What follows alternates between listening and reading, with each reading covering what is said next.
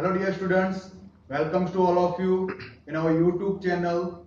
Myself Pratik Patel. Today we will see the important topic of applied electricals and electronics engineering. Today's topic is series connection. ठीक है, तो आज हमें series connection के बारे में पढ़ना है, लेकिन सीरीज कनेक्शन के बारे में जानने से पहले हमें उसके रिलेटेड जो एक लॉ है वो उसे हमें पहले पढ़ना होगा। ठीक है, तो पहले हम उस लॉ के बारे में जान लेते हैं। That's a Ohm's law. ठीक है, तो ओम्स लॉ क्या है? तो Ohm's law it's a relationship between the resistance R, voltage V and the current I। ठीक है, तो इन तीनों के बीच में रिलेशन क्या है, तो वो ओम्स लॉ के द्वारा हम डिफाइन कर सकते हैं। तो व्हाट इज द डेफिनेशन और statement of the Ohm's law? So Ohm's law statement is very simple. If the temperature remains constant, ratio of voltage V applied across the conductor and current I flowing through it remains constant। कि मतलब क्या है कि कोई circuit में अपने resistance R है, voltage V है और करंट I है, तो अगर हम टेम्परेचर को कांस्टेंट रखते हैं तो वोल्टेज V और करंट I का जो रेशियो है वो क्या रहता है?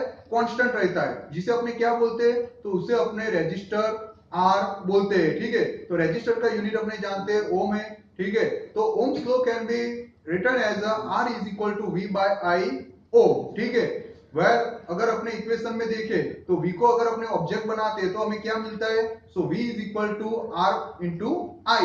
तो फ्रेंड्स, ये इक्वेशन को आप बहुत ही अच्छी तरह से ध्यान में लीजिएगा, क्योंकि आज जो हम थियरी सीखने वाले हैं इसमें ये इक्वेशन का बहुत ही इस्तेमाल होगा। V is equal to R into I। ठीक है, जहां हम V को क्या बोलेंगे?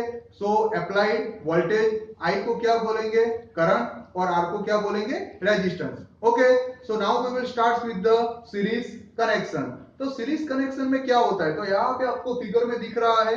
तो सीरीज कनेक्शन में क्या है? तो आपकी जो बैटरी है उसके साथ दो बल्ब आपको दिख रहे हैं। तो क्या है, बैटरी के एंड पॉइंट के साथ आपके बल्ब का जो स्टार्ट पॉइंट है वो कनेक्टेड है, उसके द्वारा उसका जो एंड पॉइंट है वो दूसरे बल्ब के स्टार्ट पॉइंट के साथ कनेक्टेड है। तो यहाँ एंड पॉइंट के साथ दूसरे अप्लायंस का स्टार्ट पॉइंट कनेक्टेड है, मतलब कि एक सीरीज यहाँ पे आपकी बनती है। तो इसीलिए इस कनेक्शन को अपने क्या बोलेंगे? तो सीरीज कनेक्शन बोलेंगे।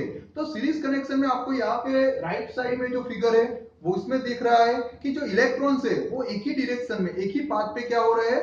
फ्लो हो रहे हैं। ठीक है, तो ये बहुत ही इंपॉर्टेंट है। In series circuit electrons travels only in one path. ठीक है, सीरीज कन्वेंशन में हम दूसरी बहुत ही इंपॉर्टेंट चीज है उसको अपने बहुत ही अच्छी तरह से ध्यान में लेंगे कि करंट जो है, ठीक है, तो सीरीज कनेक्शन में जो करंट होता है, जो ऑल दी अप्लायंसेस में क्या रहता है? वो सेम रहता है, वो कहीं भी कोई भी रजिस्टर पे उसका चेंज नहीं होता है। ठीक है, so here the current will be the same which passes through each resistor. और दूसरा जो इंपॉर्टेंट टॉपिक है वो है तो voltage across register in a series connection will be different. मतलब कि आपको यहाँ पे दिख रहा है जो वोल्टेज है वो सभी जगह पे क्या हो रहा है? चेंज हो रहा है। ठीक है, वोल्टेज जो है वो हर एक अप्लायंस पे क्या होगा? हर एक रजिस्टर पे चेंज होगा, जबकि करंट जो है वो हर एक रजिस्टर पे क्या होगा? तो सेम होगा। ठीक है, दूसरी एक बहुत ही इंपॉर्टेंट चीज है, यहाँ पे आपको फिगर में दिख रहा है कि अगर आपकी जो दोनों बल्ब जो है वो सीरीज कनेक्शन में, उसका मतलब क्या है? अगर एक भी बल्ब आपका बंद हो गया तो जो करंट का जो टोटली फ्लो है वो क्या हो जाएगा? बंद हो जाएगा, और आपकी एंटायर सर्किट क्या हो जाएगी? टर्न ऑफ हो जाएगी। ठीक है, तो ये बहुत ही इंपॉर्टेंट टॉपिक है। In series connection, if one resistor is broken or any fault occurs, the entire circuit is turn off। ठीक है, तो ये है बेसिक थियरी। अब हम उसके इक्वेशन जो अपना इक्विवेलेंट रेजिस्टेंस है, ठीक है, तो वो उसकी वैल्यू क्या होती है, तो वो अपने इक्वेशन यहाँ डिराइव करेंगे। तो यहाँ पे आपको फिगर में दिख रहा है थ्री रेजिस्टर्स R1, R2 और R3 जो है वो सीरीज कनेक्शन में एक दूसरे के साथ कनेक्टेड है। उनका जो एंड टर्मिनल से वो वोल्टेज V के साथ कनेक्टेड है और पूरी सर्किट में से करंट I फ्लो हो रहा है। ठीक है, तो वो आपको फिगर में यहाँ पे दिख रहा है। So consider three resistance R1, R2 और R3 which are connected in series. Here the charge first flows through resistor R1, then enters into resistor R2 and then finally enters into resistor R3। ठीक है, so by Ohm's law we can define is that कि अगर अपने resistor R1 को consider करते, अगर resistor R1 पर अपने ओम्स लॉ को अप्लाई करते, तो वहां पे अपने जो पहले ओम्स लॉ देखा था, ठीक है, तो वहां पे पोटेंशियल डिफरेंस कितना होगा across the resistor R1? So the potential difference across R1 is equal to V1 is equal to I R1, जो हमने पहले ओम्स लॉ में देखा था उसी इक्वेशन का अपने यहाँ पे इस्तेमाल कर रहे हैं। ठीक है, उसी तरह से अगर हम दूसरे रेजिस्टर R2 को कंसीडर करते हैं, then the potential difference across resistors R2 is equal to V2 is equal to I R2। ठीक है, तो क्या होगा, V2 is equal to I R2। Next जो हमारा है potential difference across resistor R3, so V3 is equal to I R3। ठीक है, तो तीनों जो इक्वेशन है इसमें अपने ओम्स लॉ का इस्तेमाल करते हैं, जहां पे V is equal to I into R equation का अपने यूज करते हैं। ठीक है, so potential difference across R1 R2 और R3 की वैल्यू क्या मिलती है, V1 is equal to I R1, V2 is equal to I R2 और V3 is equal to I R3। ठीक है, नाउ अगर अपने बैटरी V को कंसीडर करते हैं, वहां का वोल्टेज क्या है, सो दैट्स अ कैपिटल V। ये जो वोल्टेज है वो तीन रेजिस्टर में क्या होता है, डिवाइड होता है। इसका मतलब क्या है कि तीन रेजिस्टर के अकॉर्डिंग अपने को जो वोल्टेज मिल रहा है, ठीक है, अगर उसका अपने समेशन करते तो अपने फाइनली पोटेंशियल डिफरेंस और पोटेंशियल वोल्टेज अपने को मिलेगा। ठीक है, so thus the potential difference V across this resistor series connection of resistor is V is equal to V1 plus V2 plus V3। ठीक है, तो फ्रेंड्स अपने अगले इक्वेशन में देखा V1 की हमने वैल्यू फाइंड आउट कर ली, V2 की वैल्यू फाइंड आउट कर ली और V3 की वैल्यू फाइंड आउट कर ली।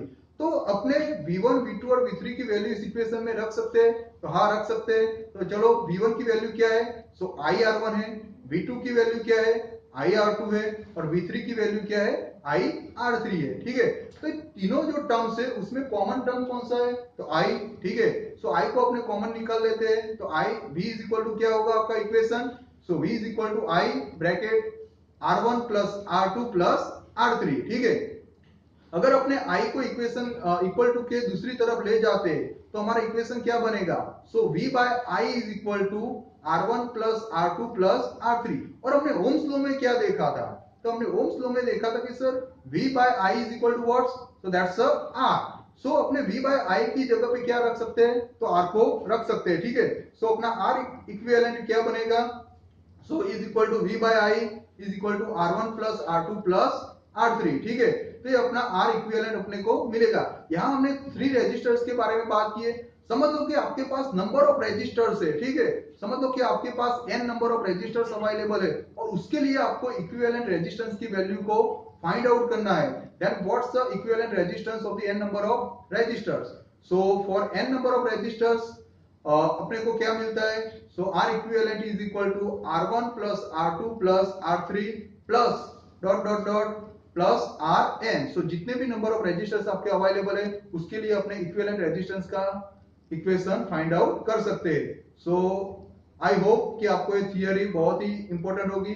इस थियरी के रिलेटेड जितने भी इंपॉर्टेंट क्वेश्चंस निकल के आते हैं तो अपने इस स्लाइड पे आपको दिख रहे हैं, तो आप उसे अपने आप में सॉल्व कीजिएगा। ठीक है, उसके बाद अगर आप उसकी एग्जाम्स देना चाहते हैं तो हमारे डिस्क्रिप्शन बॉक्स में उसकी लिंक रखी गई है, वहां पे जाके आप उसकी एमसीक्यू एग्जाम दे सकते हैं। उसके राइट आंसर भी आपको वहां से मिल जाएंगे। ठीक है फ्रेंड्स, तो नेक्स्ट लेक्चर में अपने पैरेलल कनेक्शन के बारे में जानेंगे। ठीक है, तब तक keep learning, keep growing. Thank you.